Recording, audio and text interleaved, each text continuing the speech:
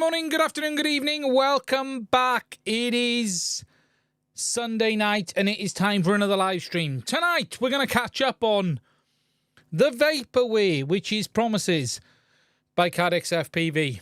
I'm going to try and keep this nice and civil, but I do feel it's time to poke the bear again, because last time I poked the bear, we got a post.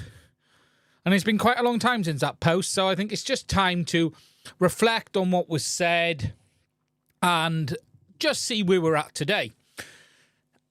We're then going to share with you some interesting news, and that is the releases of lots of VTXs for open source projects in a very short period of time.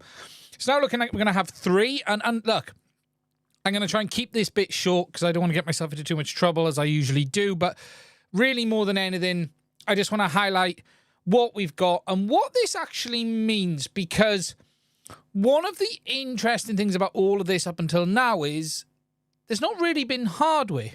Now we've got the hardware, and it's now time somewhat for the software to catch up.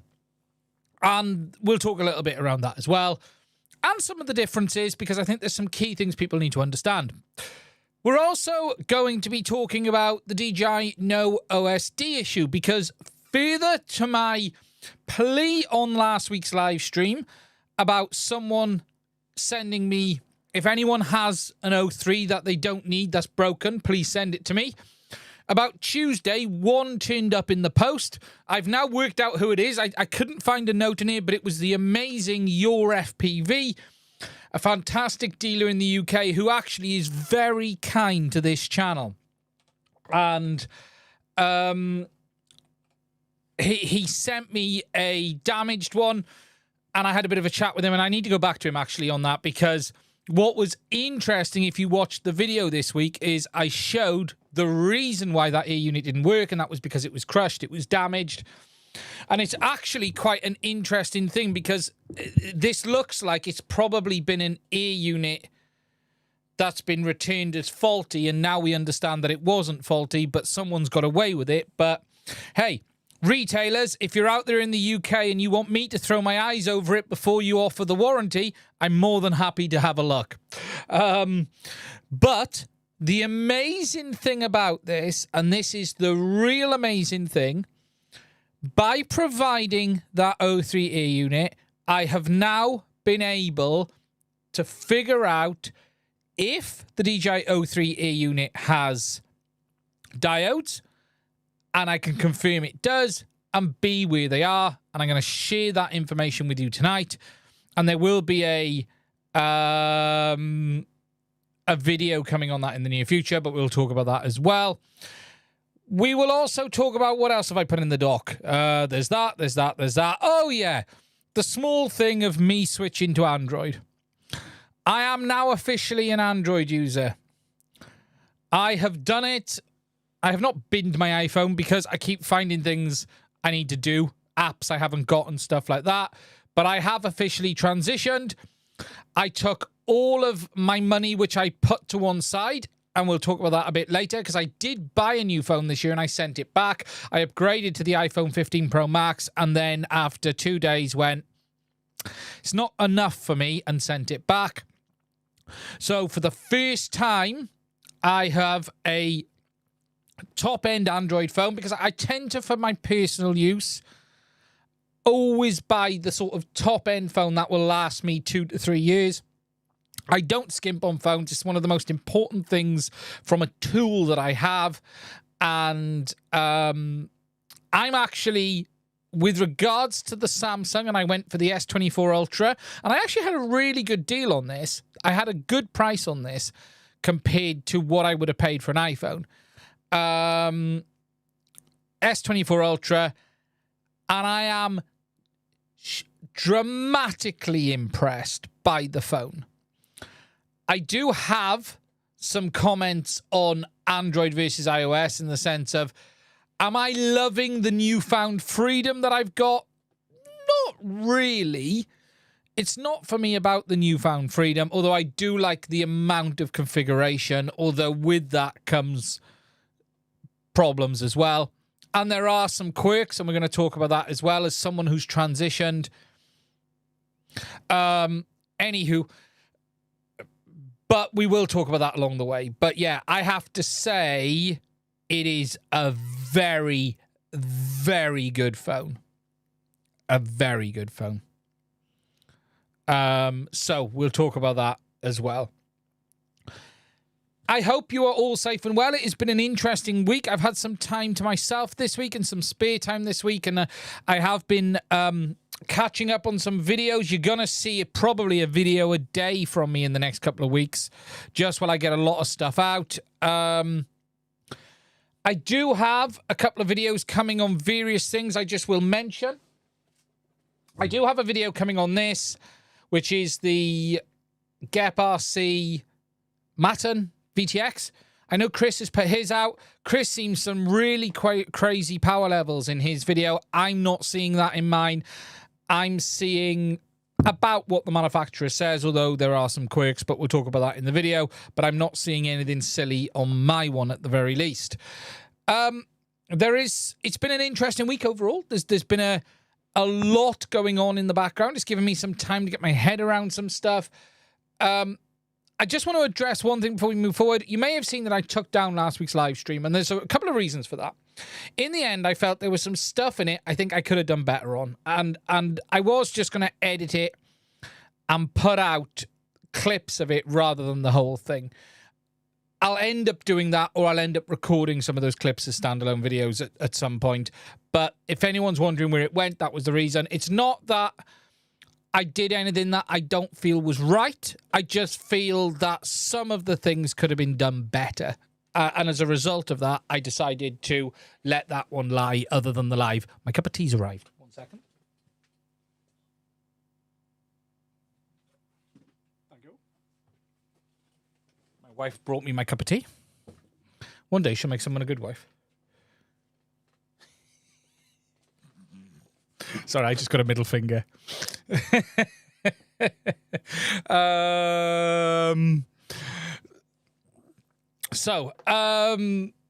Anywho, so to start, we're going to talk a little bit about Caddx. And why do they make it so easy? Why do they make it just... I don't get why they keep doing these things. I just don't. And look, what I want to address is this. We are now... I made a video some time ago, the 6 months, where is all of this stuff? The app, the V2 system, the fixes for the Goggles X, the thing. And I put out a video saying sort of 6 months later, where is this stuff? And shortly afterwards, Caddx put out this post. On the 4th of July, they put out this post saying, we've received numerous messages about last year's promises regarding Goggles X. First of all, thank you all for being concerned about Goggles X all the time. We never forget about our promises at any time. And there's some nonsense and guff in there about their R&D team been working around the clock, and they put this amazing image saying it's done, it's solved, it's fixed. Well, what's fixed? The app's been released, which is at best half-baked, or at least it's not working very well. I haven't even made a video on it. It's just... I made the video and I haven't edited it, and it's almost not worth me putting it out because the live streaming performance is horrific. They were talking about there's going to be a new board to replace the 6-axis gyro with a 9-axis gyro, and I'll talk about that a little bit more in a minute. And that's going to have the analog VRX input. But my point more than anything is, this was the 4th of July. We're already the 18th of August, and there's nothing. And my point with this is, why Caddx keep doing this? Why do they keep saying things before they're ready? They're clearly not ready because it's not here. And I don't care if it's in testers' hands. In fact, I know it's in testers' hands. But it's not the point. And my argument is it's just a ridiculous situation that I called them out. And let me just find that video a minute, right? Because what was the date I posted that video?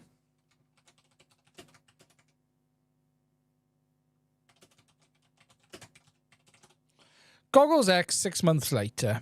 Yeah, here we go. So that's the video. I posted it a month ago. I can't remember what the upload date was. Let me just... Is there an upload date on here? Does it have the... June the 29th. There you go. June the 29th. Oh, there it is. June the 29th, the video was posted. So Caddx then on the 4th come back with this, saying, hey, we've listened, we fixed it, we've done it all, which is a load of bloody nonsense. Come on, let's be truthful here. It's a load of nonsense because it isn't here yet, and that's the truth of the matter. And it's not just me questioning it. You're getting users asking about this now. You're getting people posting on their Facebook. You're getting people posting, where is what you've promised? And it's just, for me, another classic example of the problems Caddx have with the way they operate more than the products. And it's just silly. It's just silly. And you do it to yourselves, Caddx. You know, they've just released the goggles L and the GT. Now, I've done my review on the GT and put that out, although I do have a second video coming on the GT in the near future, which is about how to use it with their gimbals, because Caddx do this stupid thing where they released both these products, right, at the same time, yet this won't work with this because there isn't a USB port on this to allow you to connect it in. Yet they released them at the same time. In fact, they even have images showing these two being used together. On their Facebook page, they actually have images showing them being used. If I go to the desktop, click on it, on here somewhere, we're about to see it, right? There's an image here of the GT being used with that gimbal. Where is it? I'm sure it is. It's there. Look.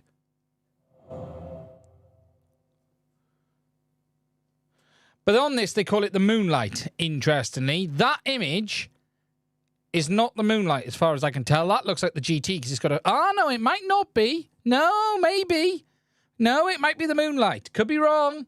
Could be wrong. Sorry, my error. I made a mistake. It does happen. But anyway, they released both of these at the same time, yet that can't work with that properly. Well, actually, it can, and there's a video coming on that. So... But it does involve a bit of soldering. They're also shipping out gimbals with incorrect firmware, which means they won't work with the goggles L out the box, and you need to update the firmware on the gimbals, yet they don't provide the firmware update cable included in the kit. There are people also screaming about this on Facebook. There's a gentleman here, ordered 2 weeks ago. Furious, to say the least.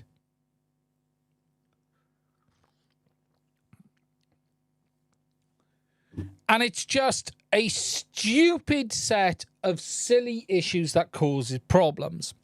Now, alongside the video showing you how to use the GT with the gimbals, there's also a full firmware update video coming. It's all done. It's ready to post on how to update the firmware on the gimbals, even if you don't have their firmware update cable. You can use an FTDI adapter, or you can use a flight controller with Betaflight or iNav pass-through. Just connect a flight controller on a UART to it, and you can update it that way. You don't need to buy the cable, okay? And I will show you that in the video. That's all done. But more than anything, today we're left in a position of this. We still don't have the Goggles X new head tracker. Now, that is an interesting conversation I'm going to come on to in a second. We don't have the analog module. We don't have really anything that they've promised in that, or the V2 system. No sight or sound of the V2 system. And actually, what is interesting is when you look at the Goggles L, the V2 system must be far out, because they've literally just released the Goggles L for the V1 system. Yet we don't have a V2. So it's a strange situation. Now, a lot of people might be asking what's going on with the Goggles L. My review of that is finished. My review of that will go live this week on the channel, alongside a second video on a full teardown. I am going to tell you, amazing people, something, and you don't go now, but you can actually see them now, because the videos are actually linked on my wiki already, because I was updating it. And if you go under the Goggles L, not only will you actually find my review, which is there to see, but you will also find the full teardown video and the internal images as well. It's actually been up a week. It's just I can't post too many videos. So actually, if you want to see a full teardown of the Goggles L, if you go to the FPV wiki, it's there. But this will actually go live probably mid this week. But just to give you guys a bit of a sneak peek, to give you an idea of how far we went, just so people want to understand. Yeah, we went that far.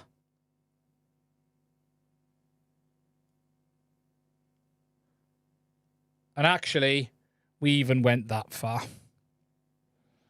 Yes, we took the display out. It is a complete teardown. I had to take the display out because I had a piece of fluff on mine, courtesy of Caddx from the factory. And then we start looking over the board and everything. So this is all up. It's all there. As is the internal images, which I talk about in the video. And yeah, some interesting stuff as well. Now, as for this head tracking, I now understand what is going on. And I do explain this in the video, but it is rather interesting. So, Goggles X have six-axis head tracker. It is a 6-axis gyro. Goggles L have a 6-axis gyro as well. But they also have a 3-axis compass. The very basics are the Goggles X don't have a built-in compass. However, I don't even think that's the problem. I'm not even convinced that's the cause. I actually think the cause is that on the Goggles X, the head tracker module, the gyro, is connected directly to the main MCU, which is running Linux. In the Goggles L, there is a separate AT32F421 that they're running the head tracking on. I think, basically, inside the Goggles L is this, but just plumbed into the avatar system. We already know there's separate firmware for the head tracking. There can't be separate firmware for the head tracking on the Goggles X because there isn't a separate MCU. I basically think Caddx designed the Goggles X with a gyro that connected straight to the main MCU without any thought on that being used in the future. And when they have clearly partnered with XF Robot, because they must have, because this gimbal is identical to the XF Robot gimbal. And when I mean identical, I mean absolutely identical in every way. You can flash the XF robot firmware onto the Caddx gimbals or the Caddx firmware onto the XF robot. It is the same product, okay? Identical in every way. Either Caddx have partnered with XF robot or whatever it is. I suspect it's more XF robot have designed it, if they want the truth. And I think then they've gone, oh yeah, you need to run our head tracking software on your goggle on an STM32 or AT32. And Caddx have gone, we can't do that. Oh, goggles L, let's put a separate MCU in there.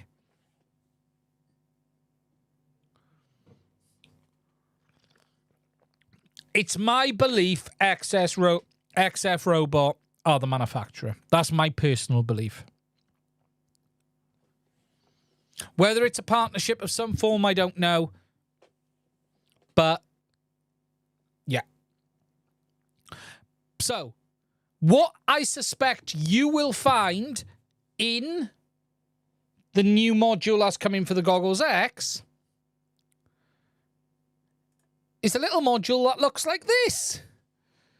That has a nice 6-axis gyro. They are selling all of them MSHAG. They will be available. They've already told me because they've sent them to me.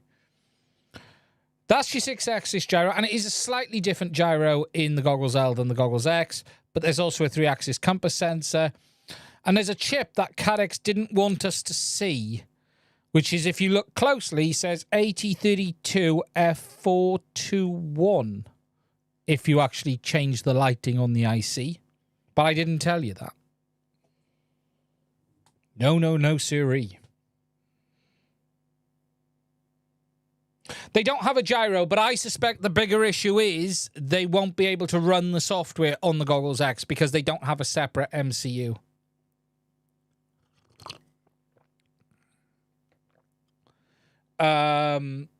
Will be my bets. Because my bets are, it's not really their firmware. And it has to run on how the manufacturer has designed it to run on. So, that's the situation with Caddx.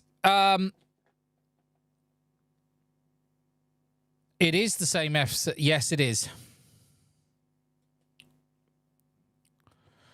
I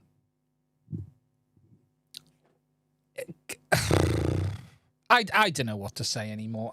I'm fed up of being the only bad guy who says things about Caddx. I get called out by the Caddx groups. I get called out by everyone in the groups. I'm a little tired of being the only guy that calls them out heavily for this because it's bullshit. And, you know, people make a review and move on. I got nothing against the creators. It's not a rant about other creators, but I always follow up on this channel. And as a result of that, I'm the guy that ends up calling them out. But look, it is what it is. That's the situation. Caddx, come on. Let's get on with it now. What is going on? Now, just to give up a catch up. Yeah, what I mean by that is this. Very few creators make follow-up videos on brands that don't deliver. And it's not a criticism. It's something I do. And, you know, most just move forward. And that's just it. It's not a criticism against JB or anyone else. I don't want anyone to think that. The problem is I'm one of the only ones that goes back and thinks, you know, okay, we bought these 6 months ago. What have they done? You know, I forgive, but I don't forget. And that's the term I always use. And I will always go back and catch up on the products. You know.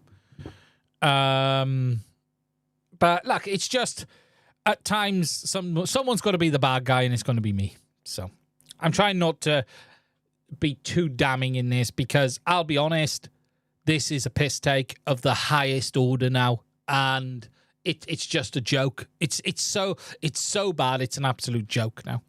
That's the truth of the matter. But look, we'll leave it there. Okay. So before we move forward, I will catch up on any chats or anything like that. There are no super chats, so I don't need to do that, I don't think.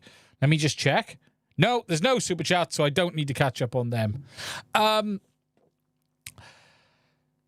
Okay. It has been an interesting week for open source FPV in the sense of a couple of weeks ago we had the release of the Mario board, which I discussed, for OpenIPC, which is their own in-house board. For those OpenIPC store. Sorry, I've just I've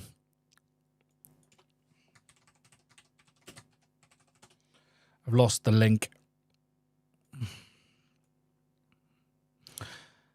So that was this here, which is the OpenIPC board, which they've released, which is their own in-house AIO, which is, look, you know, it's designed by the project, designed to work on the project.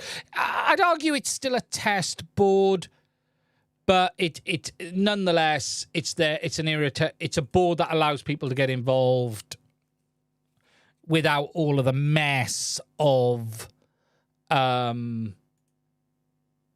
having to put one together.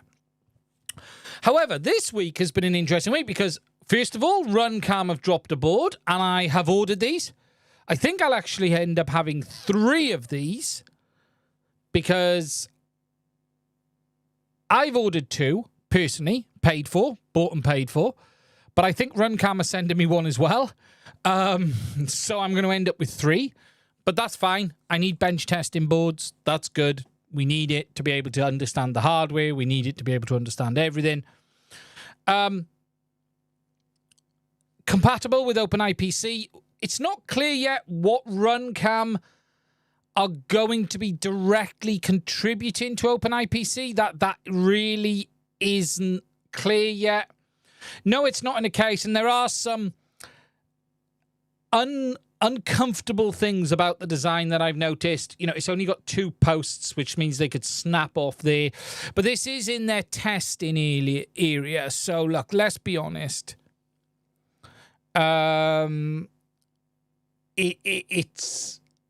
It needs work. This isn't... I wouldn't call this ready for prime time. Okay, this is an early doors look. There are also features on it that don't fully work yet because the software doesn't support them and stuff like that. But what it will do is give me a good baseline of hardware to test, is what it will do. Which was quite interesting. So we've got that coming from Runcam. But on top of that, Emacs seem to have also stepped in, and they are going to be making a unit as well. They've got their camera and VTX and ground station. It's not clear here what bits do what, but there is a video on YouTube of them showing it connecting to a phone. And look, this is all very early days. And I can see some comments. People saying, you know, it's big. You got to take into account, look, this is not going to be DJI or Avatar level yet. We're well away from that at this point. You got to take that into account. There's so many differences today on this. That is the VTX at the back there on a small quad. So you can see that there, which is quite small. But look, you've got to temper expectations on what this is and what it will be.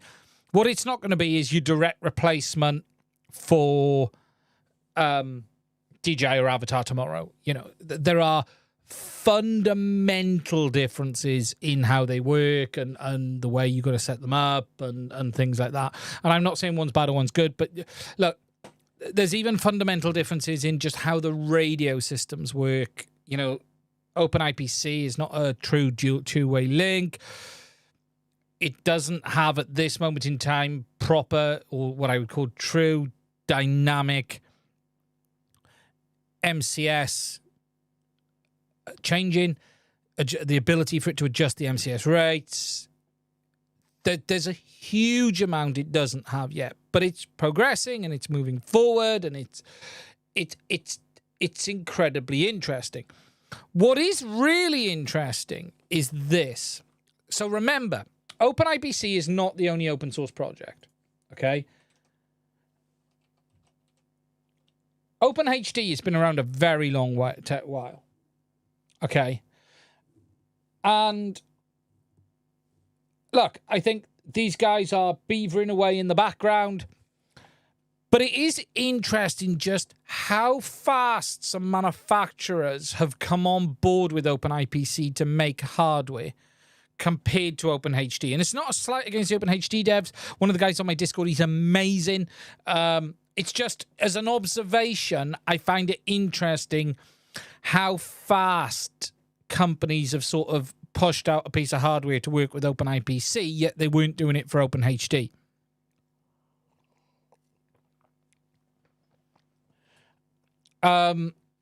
So, interesting. We're going to have to see. Now, I do have all of the boards coming.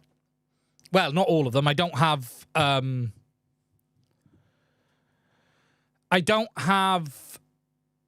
the... I chose against ordering the Big Rookie. I was going to order it and I chose not to. And I don't have the Emacs. But I do have the other boards coming. I will be starting to make a lot more content testing this and sharing my experience. But I'm going to try and also make some videos explaining this as well, because there is a lot to understand here from a technical standpoint as well as a system standpoint. You know, even just the project, because you've got to take into account OpenIPC as an umbrella is an open source project, but that umbrella contains many elements. Some of those elements are not even originally from OpenIPC. So you've got Majestic, which is one part of it, which is your camera and video encoding element. So Majestic is the part that sort of takes the camera information and encodes it and compresses it from the camera point of view, provides the resolution, the bit rates and all of that. And then you have the radio side of things, which is another piece of software, which is open source, whereas Majestic actually isn't open source, but it's being allowed to be used in this project. And the WRT is allowing them to do the video encoding and the transport layer, the RF encoding and the transport layer encoding over the IP and the video side of it. It allows IP link. It allows for the video stream to be sent. So there's multiple layers to OpenIPC. It's not as simple as like Express LRS. Okay, Express LRS in itself is like a singular project, and everything falls within it. Whereas OpenIPC, wireless video is a lot more complicated, and there are multiple elements to it, and you've got bits that are open source, bits that are not open source, bits that are separate projects in themselves. And then other projects that share bits of that as well, you know. So there's a lot of complexity that I want to explain as well, and then move through from the complexity element into, you know, how does it work? Should you look at this? What is it like? Look, people are going to get hung up on latency. Yes, I do know that. Yes, Mario Divinus. Is it Divinus? I don't know how you say it. I have seen that. And look, none of these comments are bad. It's just, it is a complex project actually in itself, because of video is actually hard. Video isn't easy in itself. Video is challenging. Divinus. Yes. And look, there's a lot of cool stuff with it. There's a lot of stuff. Look, I think people need to stop getting hung up on, can I replace O3 today? Is it going to give me the same latency? Look, we need to bin that conversation. That conversation needs to go away forever, right? Is it, I have DJI or Avatar HD. Can I replace it? Like, that conversation needs to go away. What this needs to be is, I'm interested in spending time on a project that is open source, that isn't ready out the box. It may have some quirks. It might not quite offer the same levels of performance as these other closed source-based systems, but I don't want to be tied into a manufacturer. I want to work with something that I can have an involvement in, whether I'm a wing flyer, whether I'm a quad flyer, whether I'm on ground-based, and then get involved that way. That is where I feel the right message here is on this. You know, I see people going, oh, can I get rid of O3? Look, if you're flying O3, I'm going to be truthful. You're probably not going to want to go near that today. I'm not, unless you want to tinker. But don't think about, I'm going to take my DJI goggles and put them on the floor, and I'm going to pick this up, and I'm going to go off and have the same experience.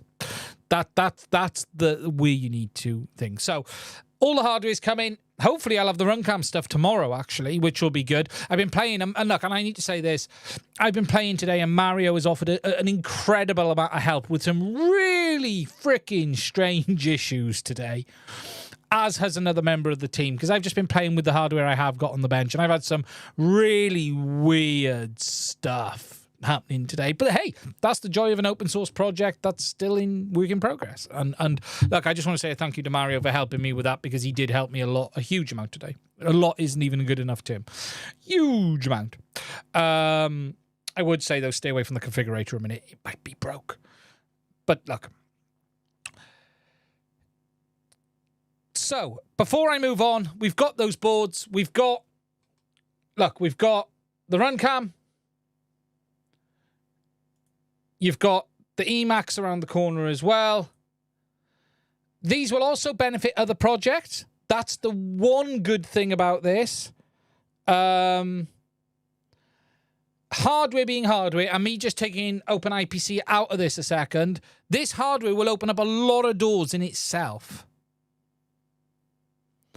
This hardware will open up a lot of doors in itself, not just for OpenIPC, for others. You know, this is quite standardized stuff in the sense of OpenIPC lets you get in there and replace the bootloader, but it's going to be interesting to see what others do with this as well, because look, the more the better. So that's where it's at. Now, alongside this, I have made some changes, right, onto the FPV wiki. And I'm in the middle of doing some tweaks, and FPV Wiki has been updated. Now we have categories rather than everything listed down. So you have now a category for DJI FPV, which has everything under here. We have a category for Walk Snail with everything under there, and there will be a section for the GM series of gimbals coming on there. We have our HD0 section. And yes, you've seen it. We now have an OpenIPC section as well, which was added today. Has links to the OpenIPC project as well as the wiki. And then I have base pages in place ready for my content that will come on the hardware. So I've borrowed some of the information, image credit of OpenIPC as well there. The specifications I've put there because I like to just make sure I have the manufacturer's specifications on a website. I actually do this for two reasons. I do this with all of them, DJI and everyone, just in case they bloody change something. And then at the bottom, you'll have the MADS overview and the internal images and all of that.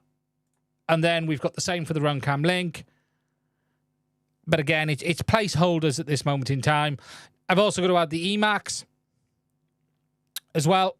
And then we will start with things like the latency testing. So what you'll then see is the latency testing, just like I do with DJI. So just to give people an idea of what it looks like, if we look on here, we've got the DJI compatibility chart. Let me go back on that. But we've got the O3 frequency chart, which again, I'll make something for OpenIPC, something similar, although it's the Wi-Fi channel allocation. Latency testing. So then we'll have the full latency testing stuff there too, which like we've got on the DJI and the Avatar systems. So all of that will be added over time. And there'll be then some, I think, yeah, and look, I think there's look, open source absolutely has a place. My fundamental beliefs are it's going to be very hard to close to impossible for people to catch up to where we're at with the LTE-based systems. And look, this is a video in itself. I'm going to be honest with you, right? There is an entire video in me explaining the difference between these systems in the sense of DJI is an LTE-based system with a dedicated hardware baseband, whereas OpenIPC is running on chipsets designed for CCTV that are actually really quite powerful. But a lot of this stuff is running on software. So, for instance, there's no hardware DSP on board. So they're having to do, for instance, the forward error correction and everything's having to be done in software rather than hardware. So that puts a tax on the CPU as well. So it's what I call a Wi-Fi derived.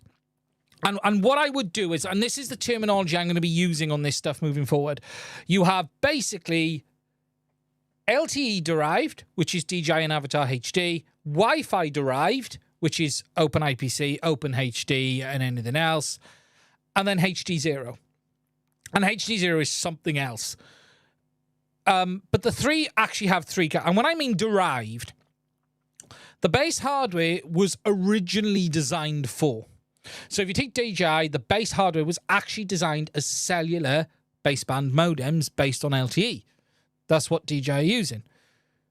OpenHD, OpenIPC, all of these are using Wi-Fi derived RF systems. They're not Wi-Fi. It's not a Wi-Fi link, but it's a Wi-Fi derived system, derivative, and that's the right term to use. And then HD0 is joint source channel coding, which is something completely different again. But that's the sort of the three categories, and they will have their benefits and downsides and upsides and all sorts. So that's the truth there. Anywho, so that's all done. That's where we're at. Hopefully the Runcam board will be here tomorrow, and then there'll be a lot more to talk about in the near future, but I want to do a lot more testing. I've got plenty of boards to test, which is good. Okay, now, if you have any questions, put them in the chat below before we move on to DJI.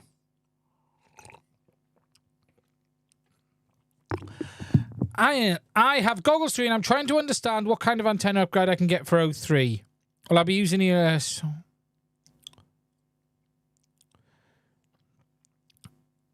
Yeah, look, if you're going to modify the goggles, you're going to need to put some RPSMAs on it, on the two, to replace the two external antennas on the top, and you want something like the True RCs.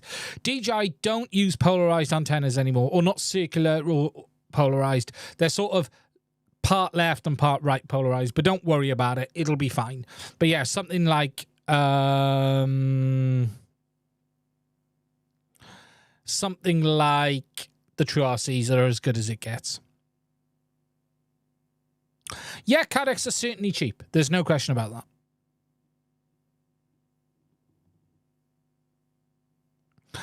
that. Mad, how can Caddx make any profit from the Goggles L at 199?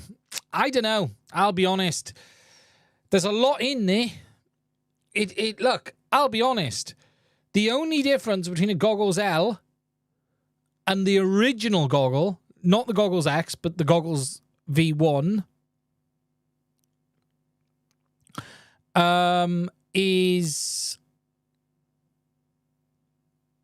OLEDs and an extra display driver. Actually, two display drivers. But yeah, OLEDs and display driver. That's really the only difference. Honestly, that's it. That's it.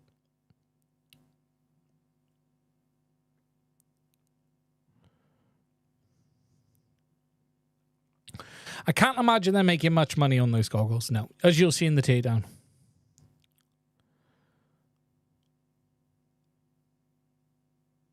Yes, it is. Winter is definitely coming.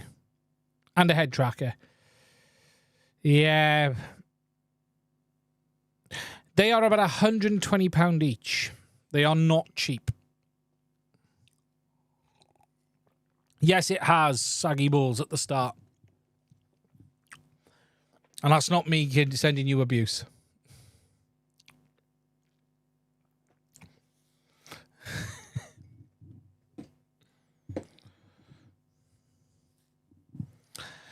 Okay. We're going to move on to DJI. Now, as I said on the stream last week, I was looking for an O3E unit. And the amazing Your FPV reached out and sent me one. I just want to say a massive thank you for sending it over. For those who saw the video the other day, I put a video out showing what was wrong with it. Oh, we'll get to the super chat question in a minute. And in the end, for those who saw it, let me just find the cut. This is the most interesting video when I find it.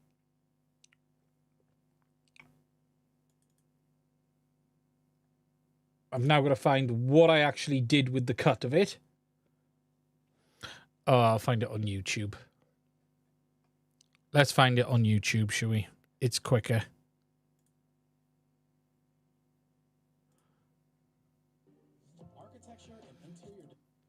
If you didn't see the image, there is an amazing image in this from the thermal. Here it is. And I love this imagery from the thermal on this. There you can see what the issue is. Yes, it's a cracked ASIC. Very common on O3. And then you'll see it here when I power it up. It's like lightning going through the middle of the IC, and then you'll see it warm up. Look at that. Thor's got to it, is what I would say.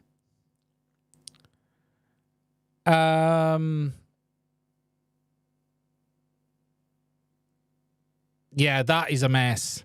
That is an absolute mess. Now, as for how crash damage, the O3 was crushed. When I looked at it, I saw it straight away. So when I, if you have a look here, I'll show you here. If you haven't seen the video, you'll see it in a bit. You can see, right, the bottom of it is crushed in. You can actually see it there. You can visually see it's been crushed in the frame. And I have seen this a number of times, and I predicted this before I took it apart. I'd already predicted at this point. No, I'll be honest, I've seen a lot of these crash like this. I've seen more of these crash than I'm comfortable with on cracked ASICs. It is surprising. We were getting a lot of heat on the board here when I was doing testing here under the thermal. And then when we get it apart, we start to have a look, and I think we cleanse the ASIC, and we'll have a look in a minute. You can see it there. Well and truly.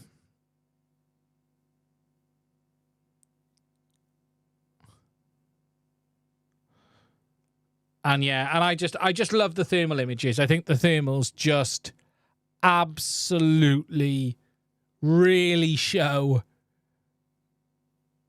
what happens. Incredible, really. It really is. Great image to look at, though. A great image to look at. But anyways, it's here. Now, the reason I wanted one of these... Oh, no. That's not cosmetic. That's a cracked ASIC. The reason I wanted one was to try and figure out... A, if the O3 air unit has diodes, and B, where they are. And the big problem I had was this. The standard O3 has a metal can around it, like that there on that side there, which makes it very difficult to try and diagnose it and try and see what's going on. So I wanted one that was dead so I could actually... try and get the can off without damaging the air unit, and I absolutely did, as you can see there. And then this has allowed me to start looking around, and I am pleased to be able to say I have found diodes. Now, to show you this, we're going to go on to the wiki, and we're going to take a look at an O3 air unit.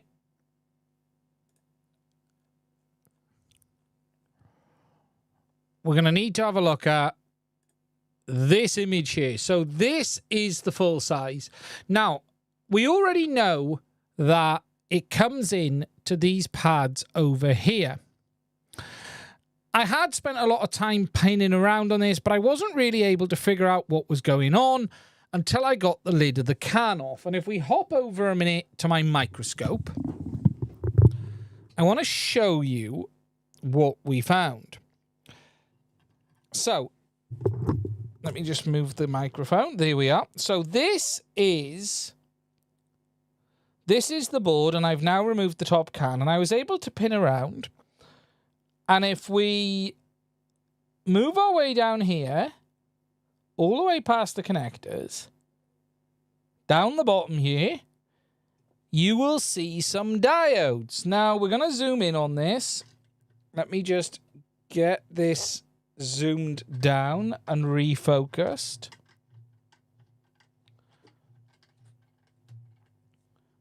And we're going to go there. And obviously, we need to bring this in.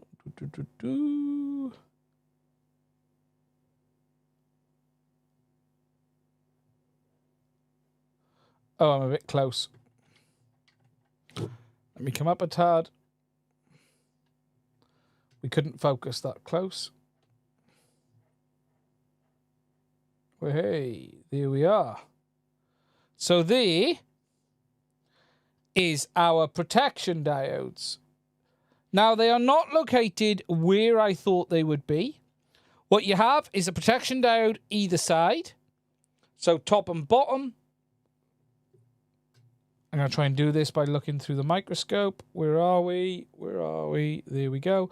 So we have a protection diode on the top there. And a protection diode on the bottom there. We've got some, which appear to be these white things. I'm not sure what they are, but they're not conductive. They also may be some for protection as well. And then you've got two resistors on the input. Now, having done a load of tests, the basics are the top diode is the receive diode, and the bottom diode is the transmit diode. Now, if we go onto the wiki, you can actually see these here. There they are, fully visible, hiding on the bottom corner of the VTX. So, they are definitely removable. You ain't going to be replacing these, that's for sure. Okay?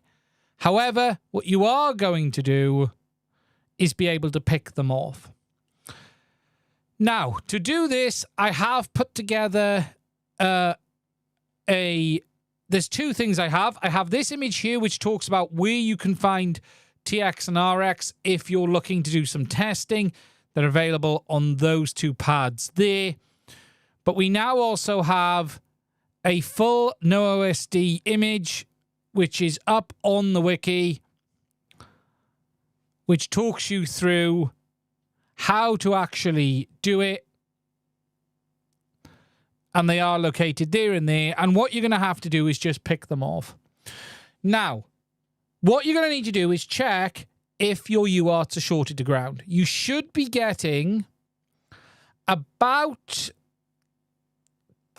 in my test, it was 29 kilo ohm plus on each of the inputs, but I have seen it as low as 17 kilo ohm. Okay? But it basically, if it doesn't work and it is shorted to ground, you want to probably pick off the top diode first and give it a try. And that is basically where they are. So we do have protection diodes on O3. It's taken a lot of work to find them. It wasn't easy. I promise you that.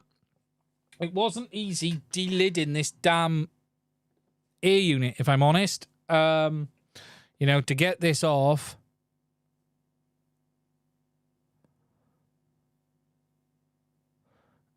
But we managed to get it off quite cleanly in the end.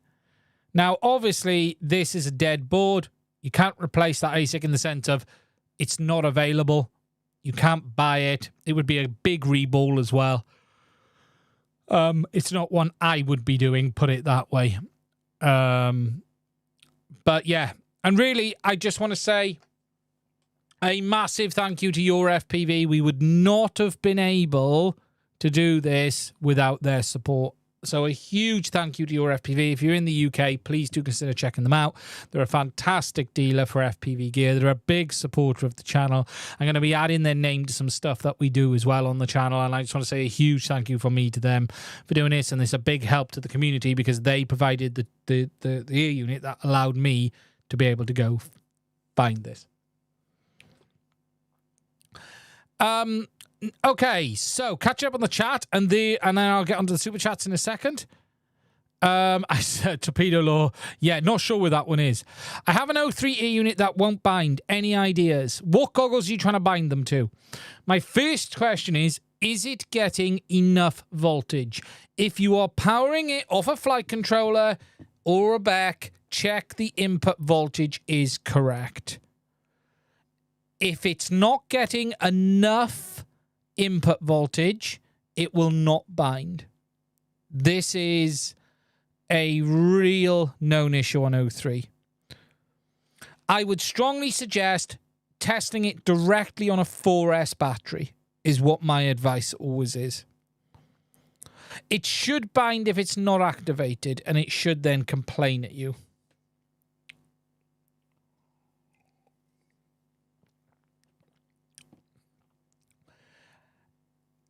Have you updated the firmware on it?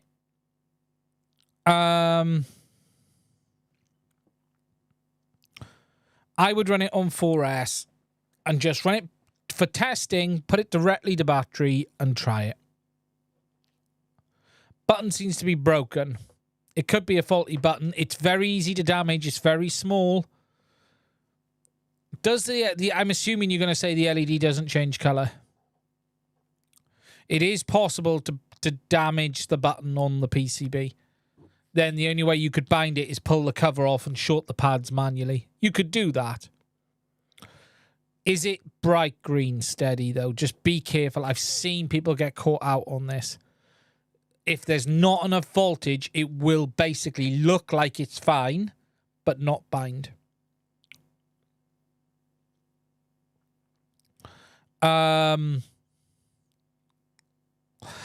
Semyon, has anyone had experience of the latest rumblings of Goggles 3 and 03 having brownout issues? I've seen 5 to 6 posts about it. It's a tad worrying. I've seen the posts. I'm keeping an eye on it. It's hard to say, is it any more than we've ever had before? Okay. I think there are always potential issues. There's always reports of issues whenever we see anything new. I'm not convinced yet I've seen anything particularly untoward. It is very possible, though. DJI may have a few bugs in the firmware. It is possible. I'm not seeing reports of brownouts really on the Avata 2, but I'm not sure how many of those users would know enough not to think that they flew behind a tree or something. I also have seen people saying they're getting terrible range on 03 with the Goggles 3. Yeah, I've seen reports of people getting amazing range. My testing has seen very little difference. How much is user error, it says? Yeah, I've not seen enough to really think, yes, there's something in this. And anyone I've seen it on, I've not had anyone who, I've got 2 sets of goggles. I'm getting brownouts on 03 all of the time. I'm not on this. I think it's not clear what the situation is. I'm not going to rule it out as a possibility. I'm not going to rule it out, but I'm not convinced. What I would suggest is if people are getting it, reflash the firmware on the 03 ear unit and the Goggles 3, do a full reset, redo the hacks, and start again and see how it is. Goggles 2 with true patch compared to Goggles 3. Goggles 3 and Goggles 2 will perform very similar together on the same antennas. If you're going to stick a patch on it, it's going to be about the same. Range seems to be the same as the Integra. Yeah, well, it's the same goggle. It should be no. There is no good reason why the Integras and the DJI Goggles 2 have any difference in range. There is technically a reason why the Goggles 3 could have better range, because they got 2 more antennas. The Goggles 3 have the antennas in the hump on your head. Technically, Goggles 3 should perform a little bit better. But what an extra 2 antennas does is minimal. You know, it's not going to be... Goggles 3 has 6 Omnis. There's no patches in Goggles 3. They're all Omni antennas. There's 6 Omnis, and it has a choice of using any of the 4. Any of the 6. Sorry. 4. Goggles 3 has a choice of using any 4 of the 6. But 2 of them must always be the external 2.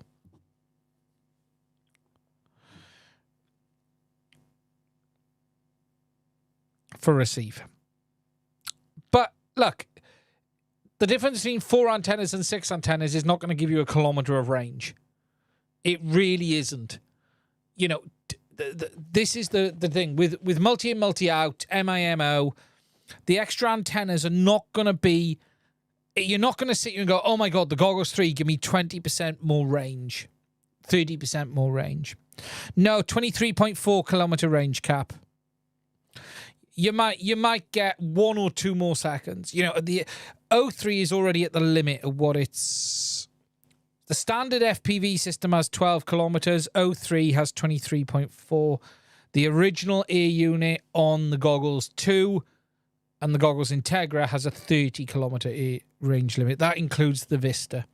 So if you go on the V2 goggles, it's a 12 kilometer limit on the original air units and a 23 kilometer limit on O3. O3 has a 23 kilometer limit on all goggles, okay? 23.4 on all goggles. The only difference is the original air unit and Vista on the goggles V2s has a range limit of 12 kilometers.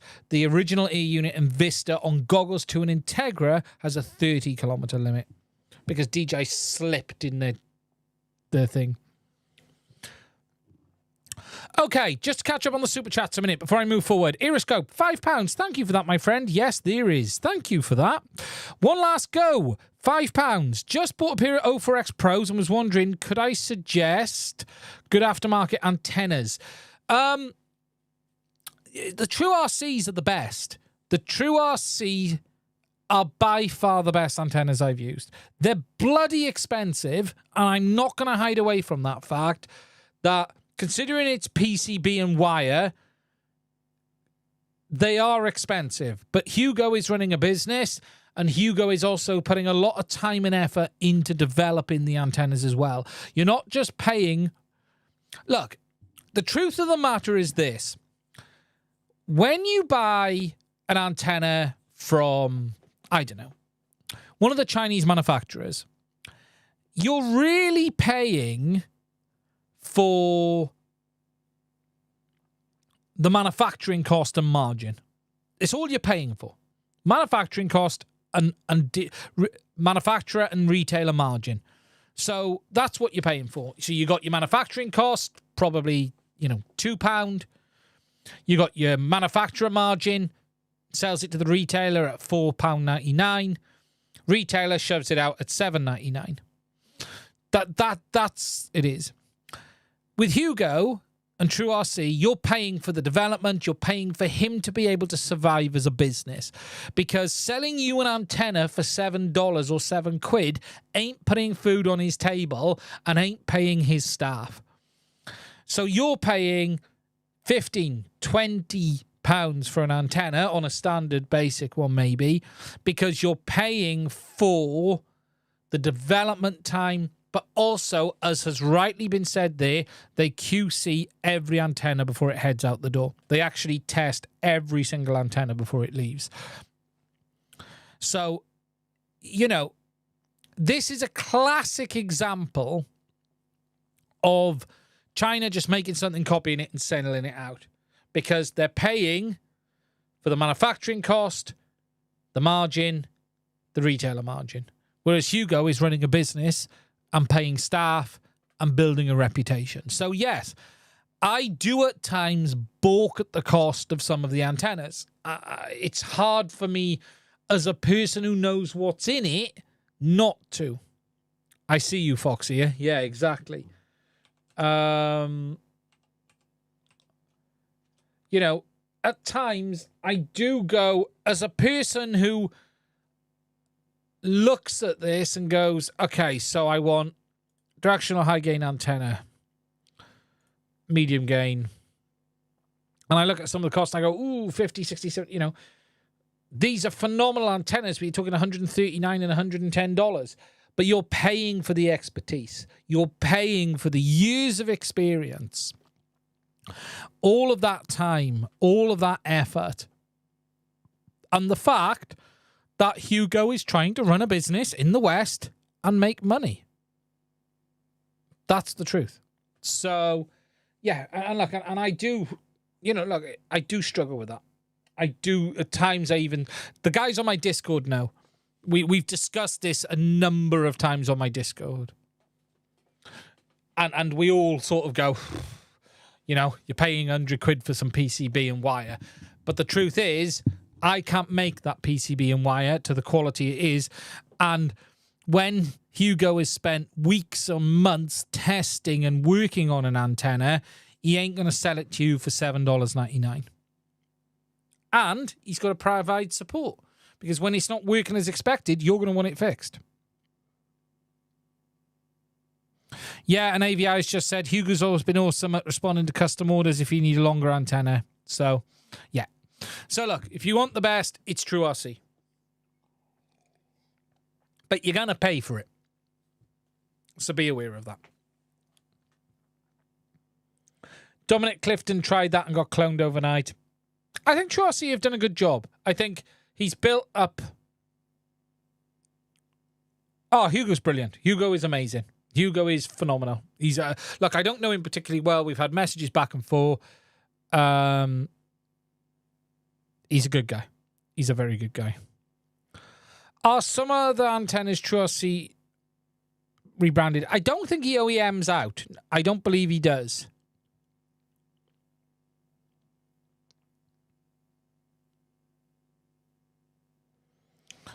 John Bon Jovi's tour bus. Yeah. Yeah, they'll make anything. No, look, they're one of the better brands. 10 Canadian dollars. Great show as always. Thank you for the amazing info you provide to the drone community. Thank you for that. Lumineer. Ah, yeah, the Lumineer. Yes, some of the Lumineers are. That's a point. Yeah.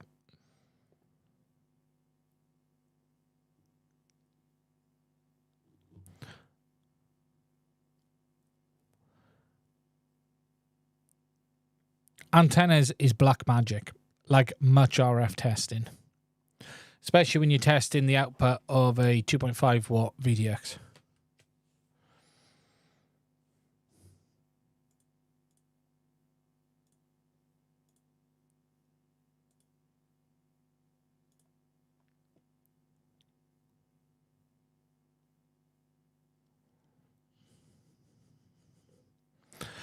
Right. Now, if you've got any questions, put them in the chat and I will try and answer them. Before I move on to the Android subject, is there anything else to talk about this week in FPV? Really not. No. I do know the Foxeer antennas do get good reviews. I think Foxeer do make good antennas. So without what's in your review on the Goggles L, are they worth it as an entry level into digital? Absolutely. They are the best bang for buck into digital out the box today. There are close to no downsides to the Goggles L. If you want my Goggles L review in 10 seconds, mine come with a stuck pixel and some fluff on the screen, and Caddx didn't include the carry bag in the box either. It says is on the back of the box, yet it wasn't in there. However, they don't support race mode. They don't support low latency mode. I'm not convinced the optics choice was quite right. Caddx now 100% need to make their OSD movable because I cannot get the top and the bottom of the display in view at the same time because you're looking through a bit of a letterbox window, and Caddx have cut it off a little bit small in my opinion. And you've either got to have the top of the display in view or the bottom of the display in view. But for the price, they are incredible value. They work very well. The patch antennas on them are better than the stock antennas on the Goggles X. They are very, very good. For the money, they're better than anything else out there for the money for digital FPV. What more can be said? What there is, here are the downsides to the Goggles L. No analog option. The field of view isn't quite right. That's the downsides. I think they overshot the lens a little bit, the field of view lens. Yeah, sorry. Three things. Doesn't support low latency mode. The field of view, I think, is a little bit big and they've overshot it. And I've forgotten what I said the first time already. I haven't tried the Fat Shark box goggle. I wouldn't recommend them. I haven't tried the field of view on the Fat Shark box goggle. That's the only thing I can say. But I wouldn't recommend them anyway because Fat Shark is a company which is owned by Unusual Machines, who are actively promoting the weaponization of FPV for use in war. So as a result of that, I will not support Fat Shark, Unusual Machines, or Rotor Riot on this channel because of their links to their parent company, which is Unusual Machines. And so much so,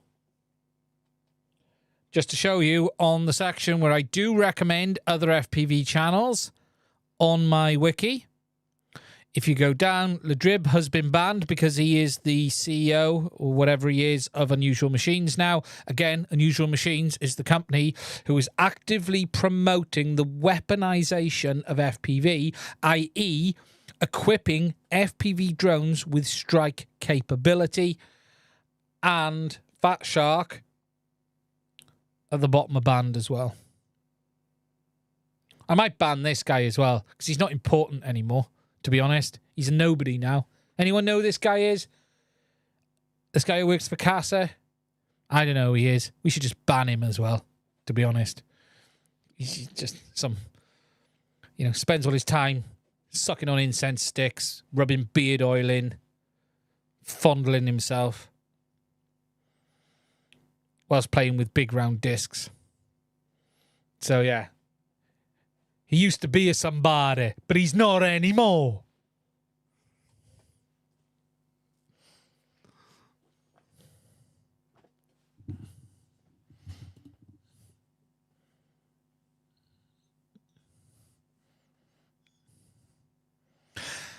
Ian, do you think it's possible to recharge an e-bike with my hotter charger, knowing it can be charged without a balance plug and have lithium settings?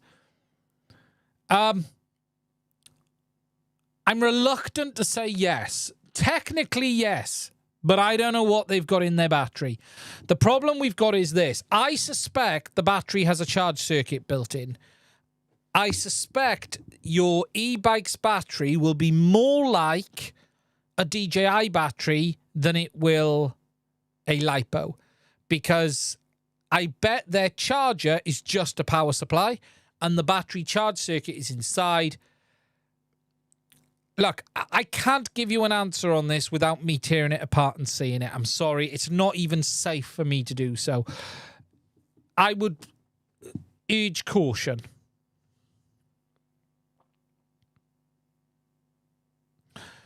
I suspect the charge circuit is in the battery and it's just looking for a fixed voltage current limited input is what I suspect.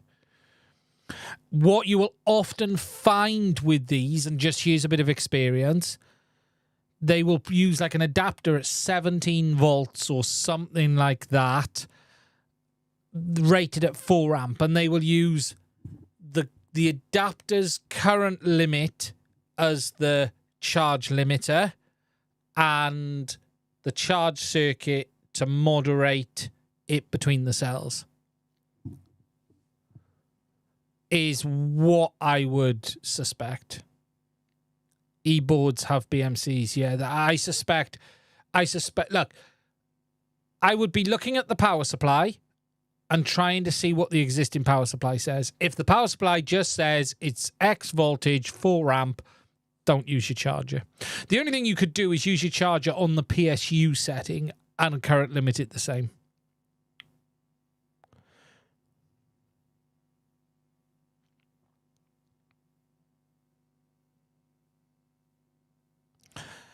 It'll be 18650 cells, I suspect. PV batteries always use a BMS on the battery to charge. Yeah, look, we're going to need to see it. This is the problem. Catching up on another super chat from Ian FPV, $9.99. Just want to make you rain. I just want to make it rain on you, Ian. Stop shilling for Caddx and walk snail FPV. Yes. The nasty things I say is bringing them good luck.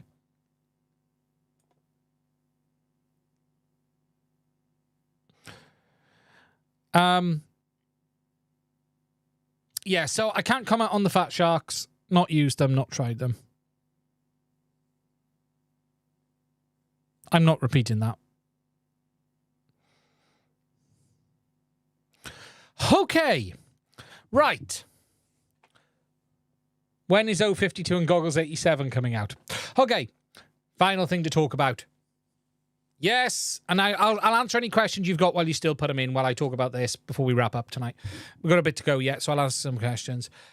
This week, I have switched to Android. Now, I want to share with you guys just a couple of thoughts on this. So I bought myself an S23 Ultra. I love this phone. That's the first thing I'm going to say. Ignore Android. I love this phone. Now, I got this on a good deal, actually, because... No, that's not what I was looking for. What is the price in the UK? I don't want the Apple logo. I want Apple. I haven't actually looked at this. What is the price of shop iPhone? What is the price of a 15 Pro Max 5112? I haven't actually looked. Pro Max. I don't care about the color. 5112. So 1,400 quid in the UK. Okay, £1,400 in the UK.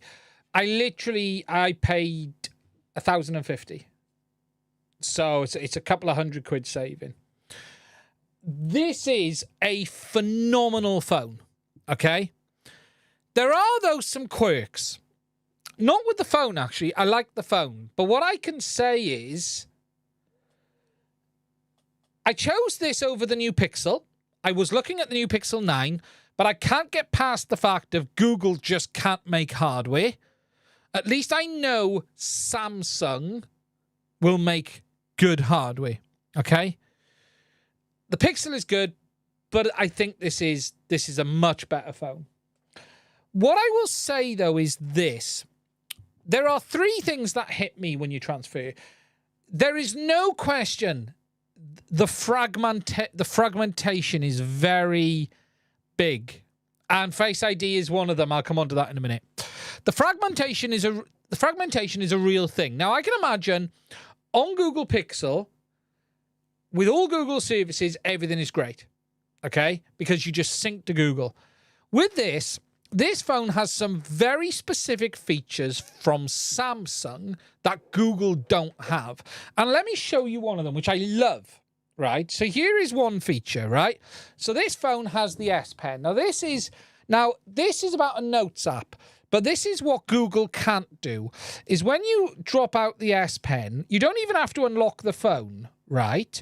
You can start taking notes on the phone without unlocking it, right? If it's important, put it away, and that will then just save and appear in the background. Now, that is a Samsung direct feature on top of Android. You don't have to unlock it. You don't have to do that. And it's there.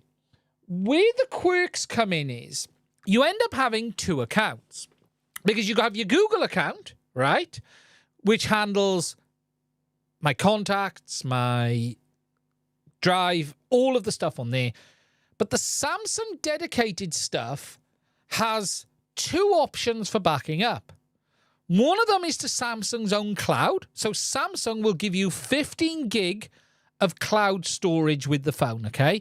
So rather than using Google service, you could use Samsung service for contacts, everything, photos, all of it.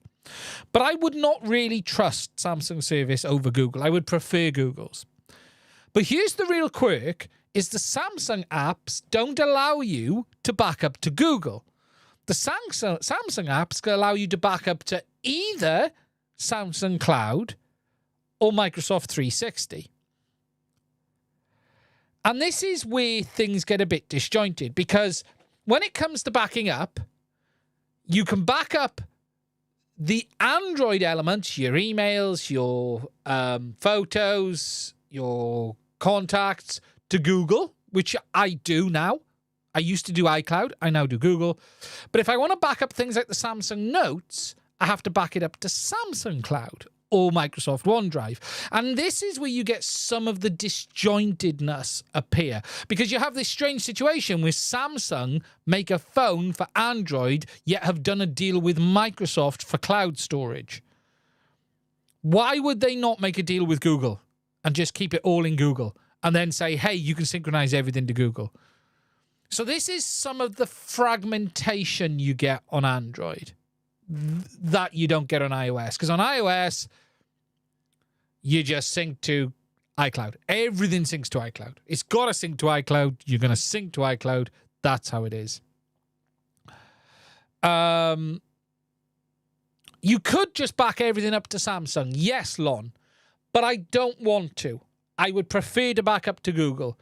In my hedge bets of who is going to get hacked, I'm going to put Apple and Google and Microsoft as the top three that are going to unlikely to have it happen, because the cost to their business is so high of it going wrong, it's going to be a really bad thing. And if my data is in with all of that data, I'm less worried. When it comes to Samsung's cloud, I'm a little bit more concerned. Now, I wouldn't be shocked if Samsung Cloud is actually based on OneDrive and it's actually Microsoft doing it for them, but I don't know for sure. Someone said Microsoft probably because Microsoft paid them more money. Yeah. And this is just, like, it's not a biggie, but it's a weird situation that I find myself in. Now, I have to say this phone is phenomenal, but there are some quirks. So moving over from an iCloud user, I had to get a new email client because all of my email traffic is still through iCloud. I use iCloud for my email. I can't change that. I've done that for donkey's years. My email address is an Apple email address. The channel's email address is an Apple email address. But I did find that I had to use an app called K9, which works very well, but it not only gives me my iCloud email, it gives me all of the folders as well. So if you're an Apple user moving to Android, there is a mail client called K9. It is fantastic. It will basically give you your Apple iCloud email experience on Android. It supports folders, synchronizing. The only thing you don't have is push email. It is fetch. So you've got to set it to fetch rather than push. But if you're a user on that, there are some little other quirks that I've come across. I do miss Face ID. Okay. I do miss especially the way Apple Pay worked. Apple Pay, in my opinion, the triggering of it is much better. The triggering of Apple Pay is much easier than this. So to trigger pay on this, on Apple Pay, you double tap the button, look at the phone, tap the reader. On this, I've got to sort of now unlock it with the ultrasonic fingerprint that's on the screen, which I can do, and then put it against it. But you've almost got to put more effort into it on this. You've got to look at the phone to do it. To be honest, on an iPhone, you don't even need to look at it. You would double press, do that. You would just go boom, boom, there. Now it's a bit more complex. on this. The face recognition on this works, but it isn't secure apparently. It's not 3D face recognition, and it will open with very similar looking faces. So I don't use it. I use the fingerprint.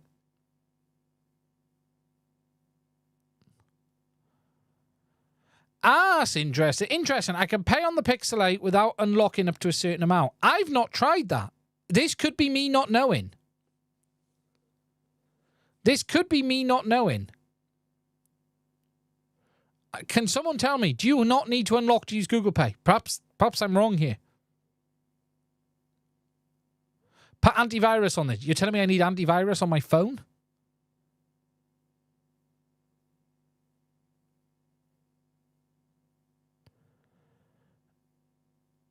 Same on the Pixel 7. NFC is always on. Interesting. So you can just go... I need to have a look at that then.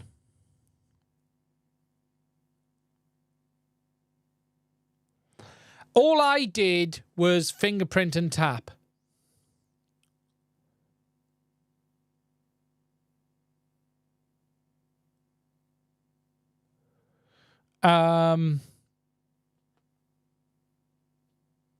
Is what I did, but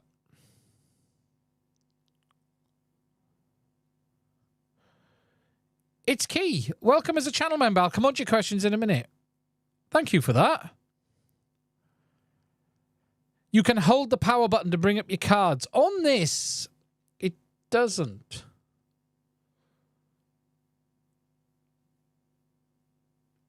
It doesn't. I've only got one card, mind. Interesting. But yeah, I'm getting used to it. Learning curve, getting there. What I will say is this. It's been about 4 days. Zero regrets. There are some quirks. It has taken me... There's a couple of things that I'm annoyed at, like having to use 2 separate accounts to sync. Google for my photos, my contacts and everything, and then this Samsung one. So I've had to set up the Samsung account and then do this and that. But I'll be honest, I am very pleased with this phone. It's a phenomenal phone. Phenomenal phone. And I have no regrets at this moment in time. None at all. And I am loving some of just the extra little features. But there are things I'm still getting used to, like how to do the one thing I will say is this. Apple have better screenshot functionality now. I've worked around... No, I switched because I don't want to give Apple any more money because they're screwing people over on Patreon who support my channel, is why I switched. I don't care about the extra taxes. I don't agree with this comment. People say there's so many extra taxes on Apple. I don't agree with that. I have been an iPhone user since day one.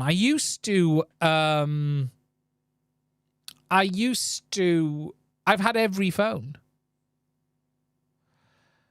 But that is what pushed me over. The fact that they're going to take 30% of every new Patreon sign-up via iOS. I don't ever feel that I was paying more for things having an iPhone. I loved my iPhones. They just worked. Phenomenal tools.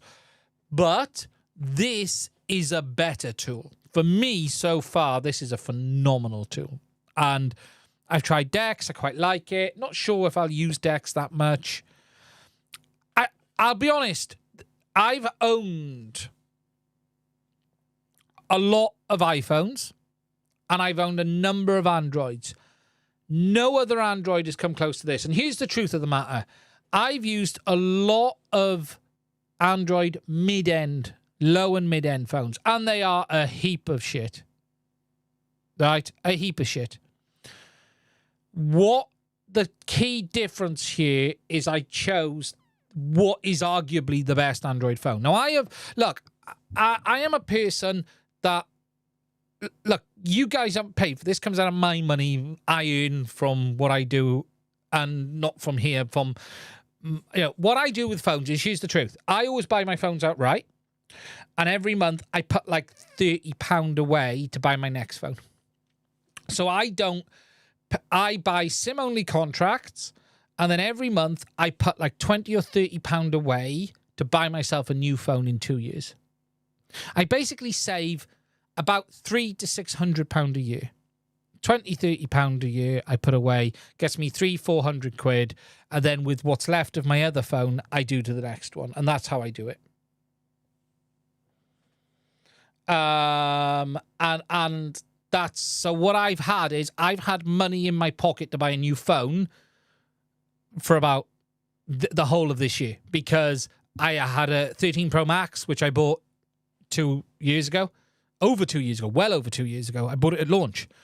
So it's nearly 3 years now. I bought the 15 Pro Max when it released, and I sent it back. And here's the truth. That is the first ever iPhone I returned. The first ever iPhone I returned was the 15 Pro Max, because I sat there, put it next to my 13 Pro Max, and just went, oh, that doesn't feel any better. So I sent it back. Oh, yeah, LON is a huge... The multitasking on this is phenomenal. It is absolutely phenomenal. Let me show you something. If you haven't seen this, this warrants a show and tell, right? You don't need YouTube Premium for this, right? So let me unlock a minute. So what I'm going to do is I am going to go onto my FPV wiki, okay? So there we go. I'm on my FPV wiki. So I'm going to close that a minute, because I want that in a minute. But I'm going to go into YouTube, and I'm going to go into my subscriptions, and I am going to click on this LTT video. No, I'm not. I'm going to click on one of the others. Let me click on... Let me find Joshua Bardwell. Let's do a Bardwell video. There we go. So I got a JB video.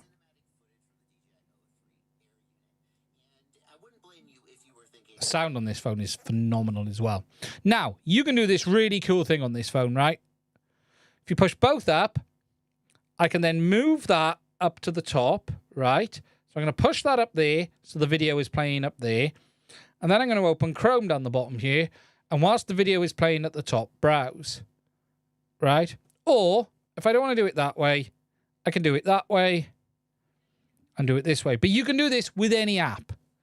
So you can do the multitasking like this. So if you don't have premium, there are some videos, if you don't have premium, you can't throw it up into the top corner. Some videos you can, some videos you can't. But this is just phenomenal. So you can sit here and go, oh, I'll just watch that in the top.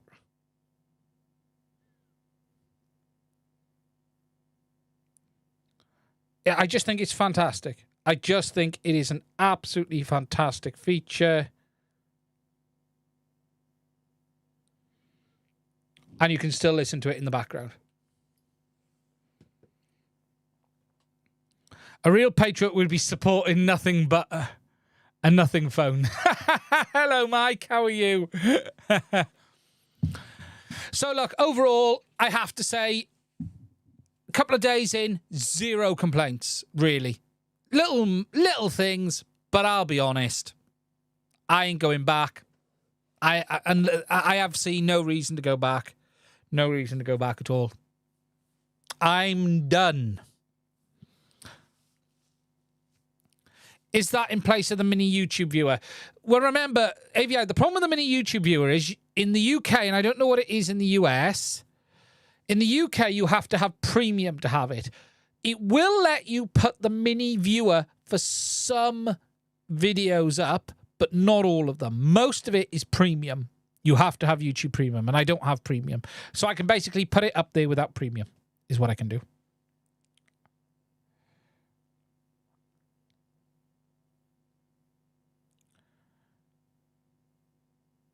Samsung Dex is handy for traveling. Yeah, I have heard. I had a quick look at it the other day, and it is very, very good. It's very... There's a lot of nice features on this phone. As I said, about my only complaint is the fragmentation a little bit here and there between Google, Samsung, and Microsoft. Why are Microsoft involved? Why Microsoft? But the iPhone does the same for some videos. Some. But it won't let you do it for all. But you can't... You can't split screen on the iPhone 13. Jet lagged. Thanks, James. Look after yourself. I'll speak to you soon. Right, guys. Any final questions before we finish this one up? Anything else you want to know?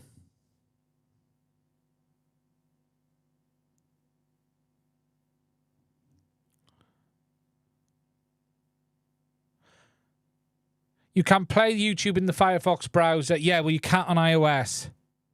iOS, it just didn't work at all on any browser. I tried it. Yeah, I guess if... Yeah, PC user, it comes in handy. But the problem is you can't sync everything to Microsoft.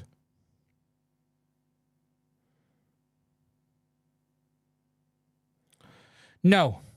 But it's not on iPhone. Is what I'm saying.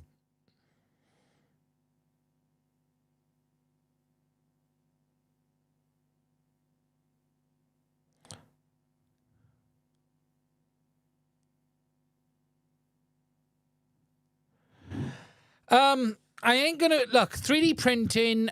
I ain't gonna be doing much for the next few months. My next task is to get this CNC done. At the moment, I can't do the CNC in here. I'm looking for a location to do the CNC work.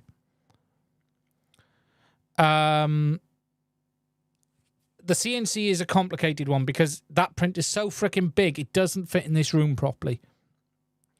But it will be coming in part 2 in the next couple of weeks.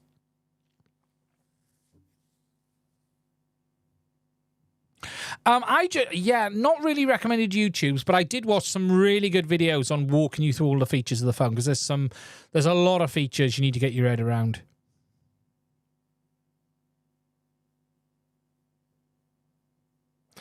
It's Key. Welcome. Thank you for coming to channel member. I did see your messages. So what have you said? He's talking about you've got a Goggles X. Sorry, off target. I'm 7 days into my Goggle X. Just dropped in. Congrats.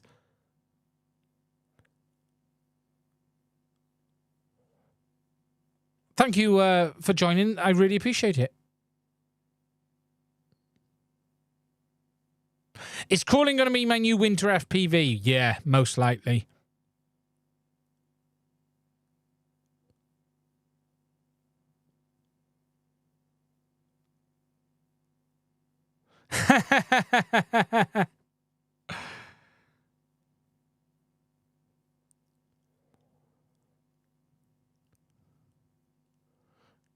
Good lock. It has tons of features. Okay. Good lock. Not heard into good lock. Okay.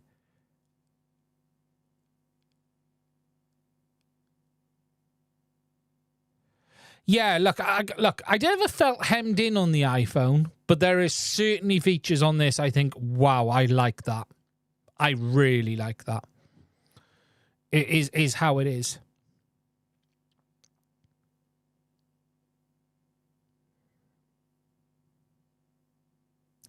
Right, guys, I'm going to wrap tonight's up there. I want to thank you all for spending some time with me. Look after yourselves. We should be back same time, same place next week. Lots going on this week. Please, if you're new here, consider checking out the links to my Patreon. Look after yourselves. Stay safe. And I will speak to you soon.